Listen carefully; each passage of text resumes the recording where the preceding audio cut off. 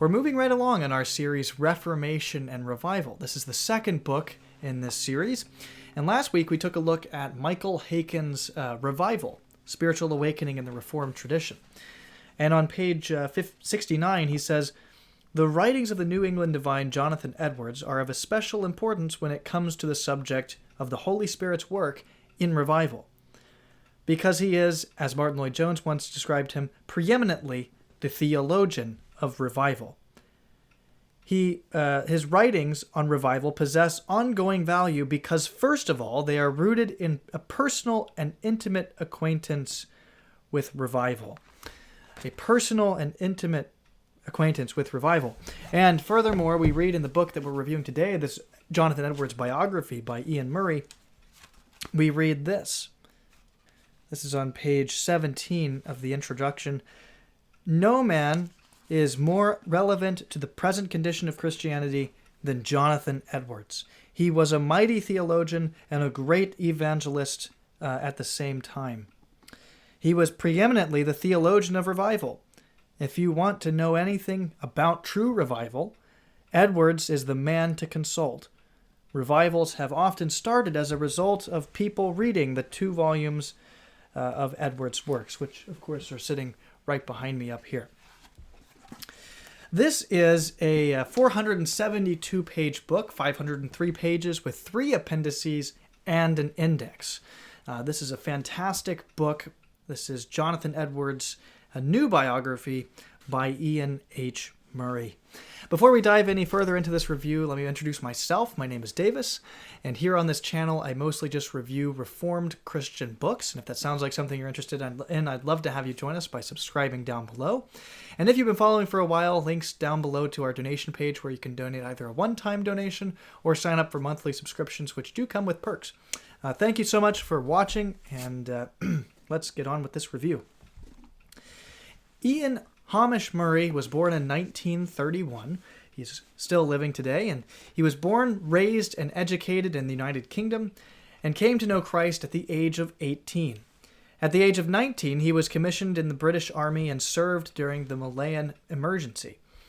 He resigned his commission after 6 years. After his military service, Murray married Jean Annie Walters and served as assistant to Martin Lloyd-Jones at Westminster Chapel. In 1957, he and Jack Cullum founded the publishing house The Banner of Truth Trust, of which he is still a trustee.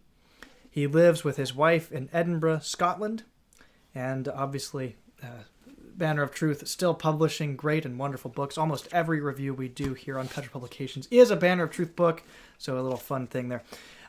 Murray is a minister, author, director, husband, and scholar. Before we dive into the text of this book, let me just take a moment to discuss the beautiful cosmetics of this book. I don't do this in every review, but on certain books that are just so aesthetically pleasing, I like to point out some things. So first of all, each chapter has a name and a picture. Let me show you this on page 38, for instance. It says introducing chapter 3. The title of the chapter is New York, the Pursuit of Holiness. And on every chapter, there's a picture at the beginning of that chapter. And then next, there is also, the beginning of every chapter, a letter. The beginning letter of the chapter also has a picture. And they're just very cool. Very nice to look at. Very enjoyable. The lengths at which they went to make this book look good are just incredible.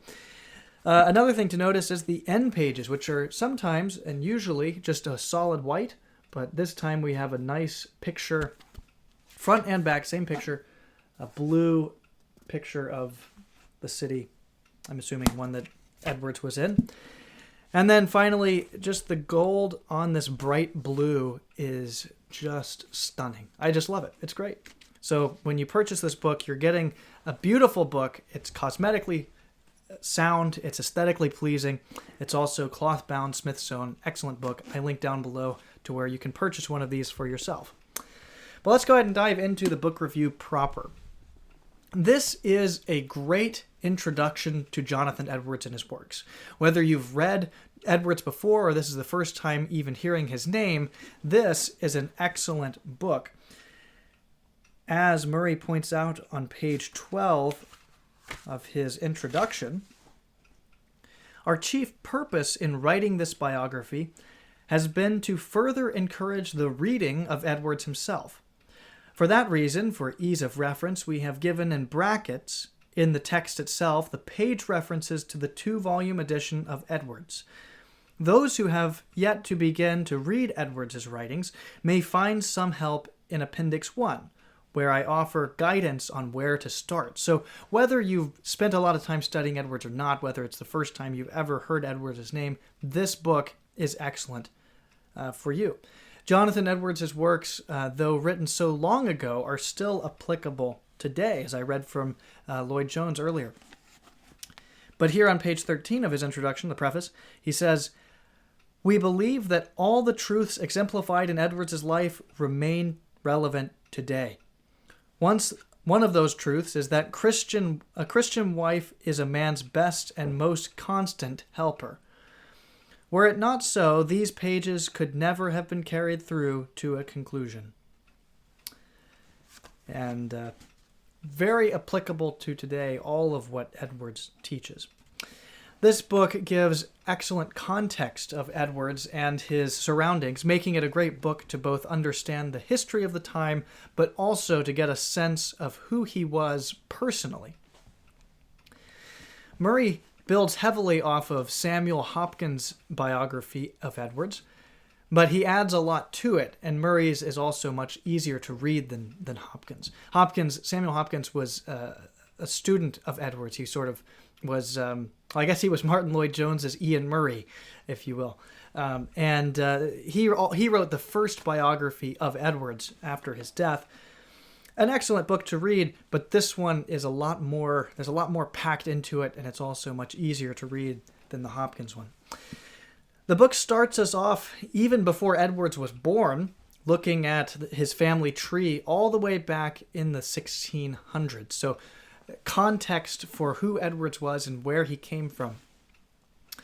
And finally, Murray also breaks down a lot of heavy material into smaller, easier to understand sizes. So, for instance, on page 43, when he was 2 months before his 20th birthday, he wrote his 70 resolutions. And Murray gives us a handful of these resolutions. Instead of printing all 70, which is a lot to read, he gives us what he calls what is representative of the spirit of the whole. And he offers 1, 2, 3, 4, 5, 6, 7, 8, 9 resolutions. A much easier group of resolutions than the 70. But I'll go ahead and read the table of contents to give you an idea of all the different things that Murray discusses in this book. First, there's his preface. Then there's an introduction on understanding Edwards. Then there are 23 chapters. The Son of East Windsor, that New Sense of Things, New York, The Pursuit of Holiness, Tutor at Yale, Stoddard and Northampton, The Green Valley of Humiliation, The Breaking of the Spirit of Slumber, 13 Hours Every Day, The Great Awakening, Personal Traits, Division and Disorder, The Defense of Experimental Religion, The Religious Affections, Changes at Northampton and Beyond, The International Union and Missionary Vision, The Communion Controversy, Behind the Controversy, Removal, Strife in a Frontier Village, Missionary to the Indians, Through Esther's Eyes, My God Lives, and finally, The Continuing Ministry. And then Appendix 1, which is the one that Murray was mentioning in his introduction, Edwards' published writings. During his lifetime, major posthumous publications, and his collected works. Then there's the second index, the Edwards manuscripts. Third index, a letter of Sarah Edwards in 1750. And another small thing here, an anecdote on Whitefield and the witness of the Holy Spirit, followed by the index. There are a number of illustrations. There's an illustrations page here. It takes up more than the entire page. And then there's also some black and white, color and black and white plates included. For instance, this beautiful picture of Whitefield. And this color picture of a river. That was half a mile from the site of Edwards' home in Stockbridge. There's also an image of Edwards' wife here. Very good stuff here, as you can see. Very in-depth, very helpful. And I'll get some quotes here to give you an idea of how Iain Murray writes and to give you a taste of this book itself. Page 67, he says, and he's quoting from B.B. Warfield, "He fed himself on the great Puritan divines and formed not merely his thoughts, but his life upon them." And then following that on page 68, while it is apparent that Edwards read theological writers who were his contemporaries, including promoters of the new divinity, the names of which predominate in the catalogue are those of the old authors of Reformed and Puritan persuasion: Calvin, Perkins, Van Maastricht, Sibbes, Manton, Flavel, Owen, Charnock, and so on. So reading a lot of these classic Reformers and Puritans.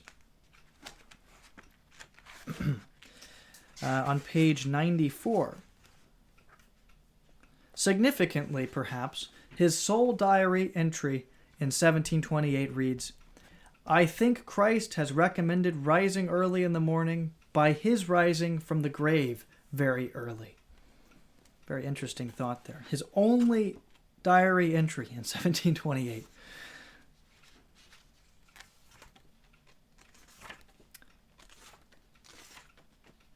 Pages 124 through 25, he says, "In all the revivals of the 1730s, there were many striking similarities, and perhaps foremost in significance among these common features was the oneness of conviction evident in the ministers involved with respect to the nature of the preaching needed by their age. Prior to the 1730s, the state of professing Christians in most parts of the English-speaking world appeared reminiscent of the wise and foolish virgins. They slumbered and slept. There was small difference between the church and the world. Almost any degree of religion, interest, or an adherence to the form of religion was considered enough to justify a person's Christian profession. Profession.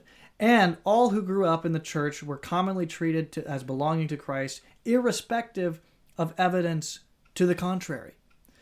So the idea of these revivals coming through really helped revitalize the understanding of what it meant to be a Christian. It's not about going to church on Sunday morning or growing up as a Christian. Fruit must be evident. And here's another fascinating quote found on page 137. "If there is any one sentence in Hopkins' Life of Edwards which requires special comment, it is the oft-quoted words, 'He commonly spent 13 hours a day in his study.' He says every day in his study. The reasons which he found to be there were various, but they are basic to an understanding of his life, and they all have to do with what he regarded as the foremost work as a minister of the gospel." 13 hours a day. That's just absolutely insane. Page 155. He says, "Immediately preceded by a long season of coldness and indifference, the Great Awakening," wrote one New England minister, "broke upon the slumbering churches like a thunderbolt rushing out of a clear sky." Again, that idea of revival coming out of nowhere. We should be praying for revival today. In the introduction of this series, we talked about some of the similarities between this series and the series we did last year titled The Summer of Scots. One of the greatest examples of this is found on page 465, which says, Chalmers' many students were to be extensively used at both home and overseas, and the influence of Edwards is apparent in their lives. Perhaps the most notable instance of this was in the ministry of Robert Murray McCheyne, who we reviewed last year. From the days of his first pastorate in Larbert, McCheyne preached for revival and believed in revival. It was here, writes Andrew Bonner, his biographer, that he began to study so closely the works of Jonathan Edwards, reckoning them a mind to be wrought, and if wrought, sure to repay the toil. The awakening during his subsequent ministry at Dundee in the early 1840s resembled what had occurred in Northampton. So Edwards inspiring and influencing all these other people. That is all I have for you today. Hopefully this review was helpful to you in some shape, way, or form. And if it was, I always love hearing from you in the comments section down below. That's all I have for you today. Lord willing, I will see you again very soon. God bless.